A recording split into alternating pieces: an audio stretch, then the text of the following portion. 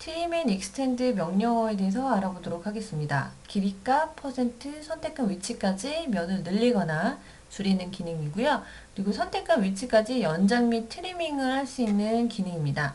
자, 이러한 기능에 대해서 이제 알아보기 위해서 제가 먼저 정리를 한 내용인데요. 일단 보시게 되면 연장 유형 타입에 대해서 먼저 확인해 보도록 하겠습니다. 일단 Natural Curvature라는 내용이 있는데요. 얘에 대한 부분은 면이 연속 곡률로 연장을 합니다. 지금 보시게 되면은 파란색으로 하늘색으로 표현되어 있는 연장되어 있는 페이스를 확인할 수가 있고요. 내추럴 탄젠트 같은 경우에는 선택한 모서리에서 면에 접하는 방향으로 연장이 선형으로 진행되는 지금 노란색으로 표현되어 있는 부분에 대한 면 상태라고 보시면 되겠습니다. 미러 기능 같은 경우에는 가능한 경우 연장할 면이 항상 반사 또는 대칭하여 면의 연장이 생성이 되는 부분인데요. 각각에 대한 결과물이 이렇게 다른 내용이기 때문에 우리가 연장을 할 때에도 어떤 유형으로 표현할 것인지를 먼저 확인하고 진행해 주셔야 될 것 같습니다. 자, 여기서 키포인트는 Until Selected와 Make Corner에 대한 기능도 정확하게 이해를 해주시면 모델링 하실 때 굉장히 유용한 기능이기 때문에 우리가 모델 안에서 한번 확인해 보도록 하겠습니다. 인서트에 가시게 되면은 트림에 익스텐드라는 명령어가 있고요. 해당되는 부분에 대한 타입이 두 가지 타입으로 있죠. 거리값과 퍼센트로 표현이 되는 부분이 있는데, 자, 여기 보시게 되면 일단 먼저 거리값으로 일단 표현을 해보도록 하겠습니다. 현재 부분에 있는 미러 영상으로 표현이 되는 부분이고요. 탄젠트 그리고 커베이처입니다. 각각에 대한 결과물이 다른 것을 확인할 수가 있고, 지금 extend as new face라고 되어 있는 부분에 체크가 되어 있는 상태의 apply는 이 부분의 연장 부분에 대한 엣지 라인이 그대로 보존이 되는 것을 확인할 수가 있습니다. 때로는 끄고 OK를 하게 되면요. 그대로 한 면으로 인식을 해서 연장을 시켜지는 것을 확인할 수가 있습니다. 상황에 따라서 이 옵션이 필요한 경우라면 체크를 해주시고요. 아니라면 꺼놓고 진행을 해주시면 되겠죠. 퍼센트 같은 경우에는 전체에 대한 내용에 대해서 퍼센트로 표현을 하는 겁니다. 그래서 이 내용을 전체에 대한 부분을 100으로 놨을 때 5%, 이 길이만큼에 대한 5%다.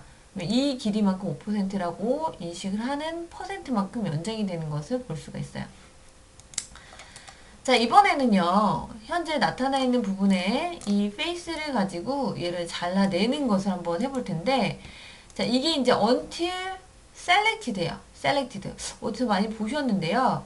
extrude 안에 보시게 되면 until extend가 있었고 until selected가 있었어요. 기억나시죠? 지금 여기 보시게 되면 selected만 있는데 이 selected를 여러분들 extend하고 차이점 기억나시죠? selected는 현재에 대한 면에 범위 안에 들어와야지만 가능한 것을 확인할 수가 있습니다. 여기 보시게 되면요. 자, 현재 이 edge를 가지고 해당되는 tool을 가지고 이제 표현을 할 텐데요. 지금 현재 늘리고자 하는 정보에 현재 이 툴에 대한 면까지를 하게 되면 얘가 확장이 되는 걸 볼 수가 있어요. 왜냐면 이 범위 안에 표현되어 있는 페이스 안에 들어와 있는 상태이기 때문에 반대로 현재 얘에 대한 정보를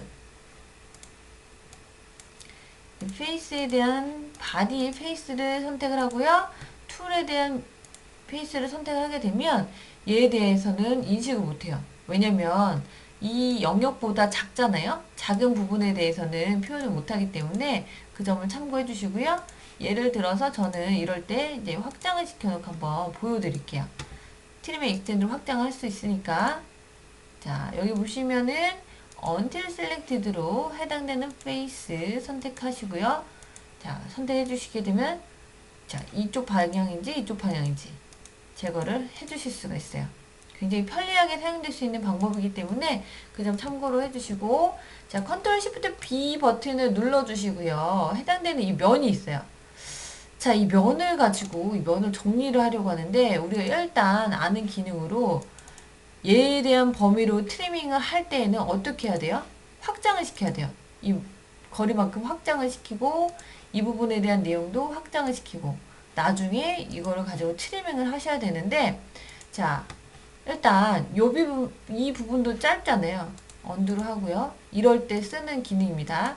여러 가지 기능을 한꺼번에 사용하지 않더라도 페이스와 페이스끼리 이 코너 정리에 대한 페이스 정리를 좀 더 간편하게 하는 방법이에요. 자, 화살표 안쪽으로 진행해 주시고요.